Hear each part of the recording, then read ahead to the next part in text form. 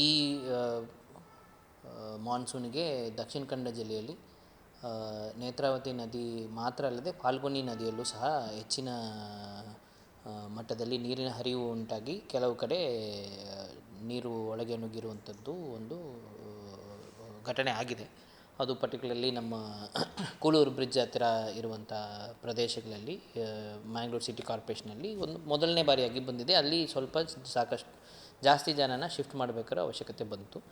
ಅದು ಬಿಟ್ಟು ಬಂಟ್ವಾಳಲ್ಲಿ ಪ್ರತಿ ವರ್ಷವೂ ಹೆಚ್ಚಾದಾಗ ಬರುವಂಥದ್ದು ಒಂದು 4 ವರ್ಷ ನಂತರ ಹೆಚ್ಚಿನ ಮಟ್ಟಿಗೆ ಅಂದರೆ ಅಪಾಯ ಮಟ್ಟಿಗೆ ಅಲ್ಲಿ ನೀರು ಹರಿದಿರುವಂಥದ್ದು. ಉಪ್ಪಿನಂಗಡಿಯಲ್ಲಿ ಸಂಗಮ ಆಗಿರುವಂಥದ್ದು, ಅಂದರೆ ದೊಡ್ಡ ಮಟ್ಟದಲ್ಲಿ ನೀರಿನ ಹರಿವು 31 ಮೀಟರ್ಗಿಂತ ಮೇಲೆ ಹೋಗಿರುವಂಥದ್ದು, ಇದೆಲ್ಲ ಕೂಡ ಈ ವರ್ಷ ಆಗಿದೆ. ಬಂಟ್ವಾಳಲ್ಲಿ ಒಂದು 4 ಕಡೆ ಅವ್ರನ್ನ ಸ್ಥಳಾಂತರ ಮಾಡಿದ್ದು. ಈಗ ಅದು ಒಂದು ದಿವಸ ಬಿಟ್ಟು ನೀರಿನ ಮಟ್ಟ ಇಳಿದ ನಂತರ ಅವರು ವಾಪಸ್ ಹೋಗಿರುವಂಥ ಘಟನೆಗಳಾಗಿದೆ. ಅದು ಬಿಟ್ಟು ಕೆಲವು ಕಡೆ ಅದೇ ನೇತ್ರಾವತಿ ನದಿಯದ್ದು ಇದು ಕೆಳಗೆ ಅದ್ಯಪಾಡಿ ಇಲ್ಲಿಯೂ ಸಹ ನೀರು ಮನೆಗಳ ಹತ್ತಿರ ಬರುವಂಥದ್ದು, ಅದು ನೀರು ಪಾಲಾಗಿ ಅಂದರೆ ಮನೆಗಳು ಸಂಪರ್ಕ ಸ್ವಲ್ಪ ಕಡಿತ ಆಗುವಂಥದ್ದು, ಅವರನ್ನು ಸ್ಥಳಾಂತರ ಮಾಡುವಂಥ ವ್ಯವಸ್ಥೆಗಳಾಗಿದೆ. ಸ್ವಲ್ಪ ಈ ಸಾರಿ ಆಕಲಿನ ಸಹ ಕೂಡ ನಾವು NDRF ತಂಡದ ಒಂದು ಸಹಕಾರದೊಂದಿಗೆ ಅವ್ರನ್ನ ಸ್ಥಳಾಂತರ ಮಾಡಿರುವಂಥ ಕ್ರಮವನ್ನು ಮಾಡಿದ್ದೇವೆ. ಇದು ನೀರು ನುಗ್ಗಿರುವಂಥ ವಿಚಾರಗಳು. ಲ್ಯಾಂಡ್ಸ್ಲೈಡ್ ಆಗಿರುವಂಥ ವಿಚಾರಗಳು ತೊಗೊಂಡ್ರೆ ದೊಡ್ಡ ಮಟ್ಟದಲ್ಲಿ ಅಂದರೆ ನಮ್ಮ ಕೆತ್ತಿಕಲ್ಲು ಅನ್ನುವಂಥ ವಾಮಂಜೂರ್ ಸಿಟಿ ಕಾರ್ಪೊರೇಷನ್ ಲಿಮಿಟ್ಸಲ್ಲಿ ಅಲ್ಲಿ ಒಂದು NH ಕಾಮಗಾರಿ ಮತ್ತು ಇನ್ನಿತರ ಸಮಸ್ಯೆಗಳಿಂದ ಅಲ್ಲಿ ಒಂದು ಕೆಡವಿರುವಂಥ ಇದು ಹೆಚ್ಚಿನ ಮಟ್ಟದಲ್ಲಿ ಅದು ಬಿದ್ದೋಗಿರುವಂಥದ್ದು, ಈ ಮಳೆಗೆ ಬಿದ್ದೋಗಿರುವಂಥದ್ದು, ಅದು ಒಂದು ದೊಡ್ಡ ಮಟ್ಟದ ಹಾನಿ ಮತ್ತು ಥ್ರೆಟ್ಟು ಸಹ ಇದೆ. ಅದಕ್ಕೆ ಪರ್ಯಾಯ ವ್ಯವಸ್ಥೆಯನ್ನು ಮತ್ತು ಯಾವ ರೀತಿ ಅದನ್ನು ಮಾಡಬೇಕು ಅನ್ನೋದ್ರ ಬಗ್ಗೆ ಉನ್ನತ ಮಟ್ಟದ ತಂಡ ಬರ್ತಾ ಇದೆ. ಈಗ ಜಿಯಾಲಜಿಕಲ್ ಸರ್ವೆ ಆಫ್ ಇಂಡಿಯಾ ಅಂತಲೂ ಸಹ ತಂಡ 9ನೇ ತಾರೀಕು ಇಲ್ಲಿ ಭೇಟಿ ಕೊಡ್ತಾ ಇದೆ. ಅದು ಬಿಟ್ಟು ಬೆಳ್ತಂಗಡಿಯಲ್ಲಿ ವೇಣೂರು ಈ ಭಾಗಗಳಲ್ಲಿ ಹೆಚ್ಚಿನ ಮಟ್ಟದಲ್ಲಿ 3 ದಿವಸ ಹಿಂದೆ ಆಗಿರುವಂಥ ಮಳೆಯ ಕಾರಣ ಅಲ್ಲಿ ಸ್ವಲ್ಪ ಲ್ಯಾಂಡ್ಸ್ಲೈಡ್ ಇಶ್ಯೂಸು 1 or 2 ಆಗಿದೆ. ಲ್ಯಾಂಡ್ಸ್ಲೈಡ್ ಅಂದರೆ ಪ್ರಾಬಬಲ್ ಲ್ಯಾಂಡ್ಸ್ಲೈಡ್ಸ್ ಆಗುವಂಥದ್ದು, ಒಂದು ಕಡೆ ಕುಸಿತ ಆಗಿರುವಂಥದ್ದು, ಅದು ಬಿದ್ದೋಗುವಂಥ ಪರಿಸ್ಥಿತಿಯಲ್ಲಿದೆ. ಅದು ಒಂದು ಮಲೆ ಕುಡಿಯರಿರುವಂಥ ಗ್ರಾಮಕ್ಕೆ ಇರುವಂಥ ಸಂಪರ್ಕ ರಸ್ತೆ ಕುಸಿಯುವಂಥ ಒಂದು ಸ್ಥಿತಿಯಲ್ಲಿದೆ. ಅದು ಇನ್ನೂ 2 ಫೀಟ್ ಕೆಳಗೆ ಕುಸಿತಾ ಇದೆ. ಸೊ ಅಲ್ಲಿ ನಾವು ಸಂಪೂರ್ಣವಾಗಿ ಸಂಪರ್ಕವನ್ನು ಬಂದ್ ಮಾಡಿ ಅವರಿಗೆ ಕಾಲ್ನಡಿಗೆಯಲ್ಲಿ ಮತ್ತು ಅಲ್ಲಿ ವಯಸ್ಸಾದವರು ಅವರೆಲ್ಲ ಶಿಫ್ಟ್ ಮಾಡುವಂಥ ಕೆಲಸವನ್ನು ಸಹ ಮಾಡಿದ್ದೇವೆ. ಅದು ಸಾವನಾಲ್ ಅನ್ನುವಂಥ ಊರಲ್ಲಿ ಅಂಥ ಘಟನೆ ಆಗಿದೆ. ಮತ್ತು ಮರೋಡಿ ಅನ್ನುವಂಥದ್ದಲ್ಲಿ ಆವಾಗ ಹೆಚ್ಚಿನ ಹರಿವಿದ್ದಾಗ, ಒಳಗಿನ ತೋಡುಗಳಲ್ಲಿ ಹೆಚ್ಚಿನ ಹರಿವಿದ್ದಾಗ ಅಲ್ಲಿ ಒಂದು 4-5 ಸಣ್ಣ ಡ್ಯಾಮ್ ಇದು ಬ್ರಿಡ್ಜ್ಗಳು ಬಿದ್ದೋಗಿರುವಂಥದ್ದು, ಕಲ್ವರ್ಟ್ ಬ್ರಿಡ್ಜಸ್ಸು ಬಿದ್ದೋಗಿರುವಂಥದ್ದು. ಅದರಲ್ಲಿ ಒಂದು ಮರೋಡಿ ಸಂಪೂರ್ಣ ಸಂಪರ್ಕ ಒಂದು 40 ಜನ ಇರುವಂಥ ಊರಿಗೆ ಕಟ್ಟಾಗಿದೆ. ಅವರಿಗೆ ಪರ್ಯಾಯ ವ್ಯವಸ್ಥೆಯಾಗಿ ಟೆಂಪ್ರರಿ ಕ್ರಾಸಿಂಗ್ಗೆ ವ್ಯವಸ್ಥೆಯನ್ನು ಗ್ರಾಮ ಪಂಚಾಯತ್ತು ರೆವೆನ್ಯೂ ಡಿಪಾರ್ಟ್ಮೆಂಟ್ನ ಒಂದು ಸಹಕಾರದೊಂದಿಗೆ ಮಾಡ್ಕೊಂಡಿದ್ದಾರೆ. ಸದ್ಯಕ್ಕೆ ಸಮಸ್ಯೆ ಇಲ್ಲ, ಬಟ್ ಇಷ್ಟು ನಷ್ಟಗಳು ಇದರಲ್ಲಿ ಆಗಿದೆ. ತೀರಾ ಡೇಂಜರಸ್ ಇದೆ ಅಂತ ಹೇಳುವಂತಂದರೆ ಅವರಿಗೆ ಮುಂಜಾಗ್ರತೆ ವಹಿಸಬೇಕು. ಅಂದರೆ ಇನ್ನೂ ಮಳೆ ಜಾಸ್ತಿ ಆದರೆ ಮುಂದಕ್ಕೆ ತುಂಬ ಮುಂಜಾಗ್ರತೆ ವಹಿಸಬೇಕು ಅಂತ ಹೇಳುವಂಥ ಪ್ರದೇಶಗಳು ಏನಾದರೂ ಇದೆಯಾ ನಿಮಗೆ ಗೊತ್ತಿದ್ದು?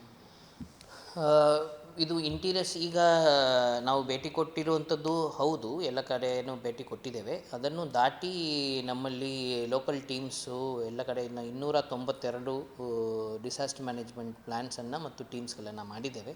ಸೊ ಅವರು ಎಲ್ಲ ಕೂಡ ಸ್ಥಳೀಯವಾಗಿ ಅದನ್ನು ಹ್ಯಾಂಡಲ್ ಮಾಡ್ತಾಯಿದ್ದಾರೆ. ಪ್ರತಿಯೊಂದು ಡಿಸಾಸ್ಟರ್ ಮ್ಯಾನೇಜ್ಮೆಂಟ್ ಪ್ಲ್ಯಾನಲ್ಲೂ ಒಳಗಡೆ ಇಂಥ ಪ್ರದೇಶಗಳು ಯಾವುದಾದಿದೆ ಅದನ್ನು ಕಂಟಿನ್ಯೂಸ್ ಆಗಿ ಅದನ್ನು ಅಪ್ಡೇಟ್ ಮಾಡ್ತಾ ಬರ್ತಾಯಿದ್ದಾರೆ. ಮೊನ್ನೆ ಈ ಮಳೆ ಆದ ಕೂಡಲೇ ಮತ್ತೆ ಒಂದು ಸಾರಿ ಇದನ್ನು ಭೇಟಿ ಮಾಡಿಕೊಂಡು ಇಂಥದ್ದು ಪ್ರದೇಶಗಳು ಯಾವುದಿದೆ ಅನ್ನುವಂಥದ್ದನ್ನು ಮಾಡ್ಕೊಂಡಿದ್ದಾರೆ. ಅದರಲ್ಲಿ ಯಾವುದಾದ್ರೂ ವಲ್ನರಬಲ್ ಹೌಸಸ್ ಇದೆ, ಬಿದ್ದೋಗುವಂಥದ್ದಿದೆ, ಈ ಥರ ಸ್ಲೈಡ್ ಆಗುವಂಥ ಸಾಧ್ಯತೆಗಳಿದ್ದರೆ ಅವ್ರನ್ನ ಸ್ಥಳಾಂತರ ಮಾಡಲಿಕ್ಕೆ, ಅವರು ಬೇರೆ ಕಡೆ ಹೋಗಲಿಕ್ಕೆ ವ್ಯವಸ್ಥೆಯನ್ನು ಕೂಡ ಮಾಡ್ಕೊಂಡಿದ್ದಾರೆ. ನಾನು ಈಗಾಗಲೇ ಹೇಳಿದಂಗೆ ಕೆತ್ತಿಕಲ್ಲು ಗುಡ್ಡದಲ್ಲಿ ಒಂದು 4 ಮನೆಯನ್ನು ಶಿಫ್ಟ್ ಮಾಡಿದರು. ಈಗ 5 ಮನೆ, ಇನ್ನೂ ಅಡಿಷ್ನಲ್ 5 ಮನೆಗಳನ್ನು ಸಹ ಅದನ್ನು ವಾರ್ನಿಂಗನ್ನು ಕೊಟ್ಟು ಅವ್ರನ್ನ ಶಿಫ್ಟ್ ಮಾಡುವಂಥ ಕೆಲಸವನ್ನು ಮಾಡಿದ್ದಾರೆ. ಒಂದು 9 ಮನೆಗಳನ್ನು ಮಳೆಯ ಕಾಲ ಅಲ್ಲಿ ಇರಬಾರ್ದು ಅನ್ನುವಂಥ ಒಂದು ನಿರ್ದೇಶನ ಕೊಟ್ಟು ಅವ್ರನ್ನ ಹೊರಗಡೆ ಇದು ಮಾಡುವಂಥ ವ್ಯವಸ್ಥೆಯನ್ನು ಮಾಡಿದ್ದೇವೆ. ಇಂಥದ್ದೇ ಎವ್ರಿ ಮುನ್ಸಿಪಲ್ ಲಿಮಿಟ್ಸಲ್ಲೂ ಪಂಚಾಯತಲ್ಲೂ 1 or 2 ಹೌಸಸ್ ಈ ಥರ ಇರುವಂಥ ಇಂಡಿವಿಜುವಲ್ ವಲ್ನರಬಲ್ ಹೌಸಸನ್ನು ಶಿಫ್ಟ್ ಮಾಡಿದ್ದೇವೆ. ಬಟ್ ಉಳಿದಿದ್ದೆಲ್ಲ ಸ್ವಲ್ಪ ಮೇಜರ್ಲಿ ರೋಡ್ ಸೈಡಲ್ಲಿ ಆಗಿರುವಂಥದ್ದು, ಅದನ್ನು ಕ್ಲಿಯರ್ ಮಾಡಿದ್ದಾರೆ. ವಲ್ನರಬಲ್ ಇರುವಂಥ ಬ್ರಿಡ್ಜಸ್ಸು ಕಲ್ವರ್ಟ್ಸು ಇರುವುದನ್ನು ಕ್ಲೋಸ್ ಮಾಡಿದ್ದಾರೆ. ಅಲ್ಲಿ ಎಚ್ಚರಿಕೆಯ ಫಲಕಗಳನ್ನು ವಹಿಸಿದ್ದಾರೆ, ಆದೇಶಗಳು ಹೊರಡಿಸಿದ್ದೇವೆ. ಸೊ ಅದನ್ನು ದಾಟಿ ಯಾರು ಹೋಗಬಾರ್ದು ಅನ್ನುವಂಥ ನಿರ್ದೇಶನಗಳನ್ನು ಕೊಟ್ಟಿದ್ದೇವೆ. ಅದನ್ನು ಯಾರಾದರೂ ದಾಟಿದರೆ ಅವ್ರ ಮೇಲೆ ಕೇಸ್ ಕೂಡ ಆಗುತ್ತೆ ಅನ್ನುವಂಥದ್ದನ್ನು ಸಹ ನಾವು ನಿಮ್ಮ ಮುಖಾಂತರ ತಿಳಿಸ್ಕೊಳ್ಳಿಕ್ಕೆ ಬಯಸ್ತೇವೆ. ಇಂಥ ಸಮುದ್ರ ತೀರ ಪ್ರದೇಶದಲ್ಲಿ ತುಂಬ ಕಡಲ ಕೊರೆತಕ್ಕೆ ಇದಾಗ್ತದೆ, ಹಾನಿ ಆಗ್ತದೆ, ಇದರ ಮನೆಯೆಲ್ಲ ಹಾನಿ ಆಗಿದೆ ತುಂಬ. ಅದಕ್ಕೆ ಒಂದು ತಾತ್ಕಾಲಿಕ ಏನಾದರೂ ಪರಿಹಾರ ಅಥವಾ ಅವರಿಗೆ ತಡೆಗೋಡೆ ಹಾಕುವಂಥ ಕೆಲಸ ಕಾರ್ಯಗಳನ್ನು ಇಲ್ಲ, ಕಡಲ್ ಕೊರತೆ ಅನ್ನುವಂಥದ್ದು ನಮ್ಮ ಸದ್ಯಕ್ಕೆ ಇರುವಂಥ NDRF ನಾರ್ಮ್ಸಲ್ಲಿ ಅದು ಕವರ್ ಆಗ್ತಾ ಇಲ್ಲ. ಸೊ ಅದಕ್ಕೆ ಡ್ರಾಫ್ಟ್ ಗೈಡ್ಲೈನ್ಸನ್ನು ಈಗ ಇಶ್ಯೂ ಮಾಡಿದ್ದಾರೆ, ಕಡಲ್ ಕೊರತೆಯನ್ನು ಹೇಗೆ ಒಳಗೆ ತರುವಂಥದ್ದು ಅಂತ.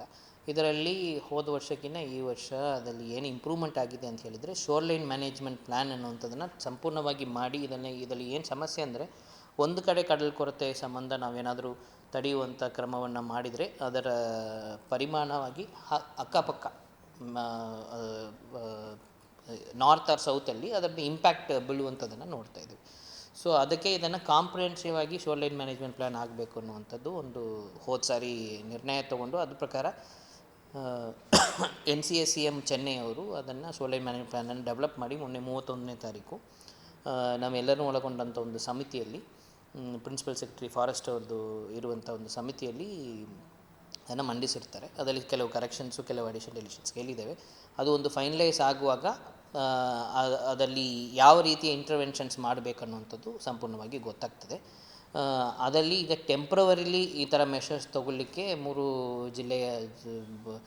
ಜಿಲ್ಲೆಯಲ್ಲಿ ಒಂದು ಅನುದಾನವನ್ನು ಹೊರಡಿಸಿ ಕೊಡಬೇಕು ಅನ್ನುವಂಥ ಇದು ಕೂಡ ಪ್ರಕ್ರಿಯೆ ಕೂಡ ನಡೀತಾ ಇದೆ.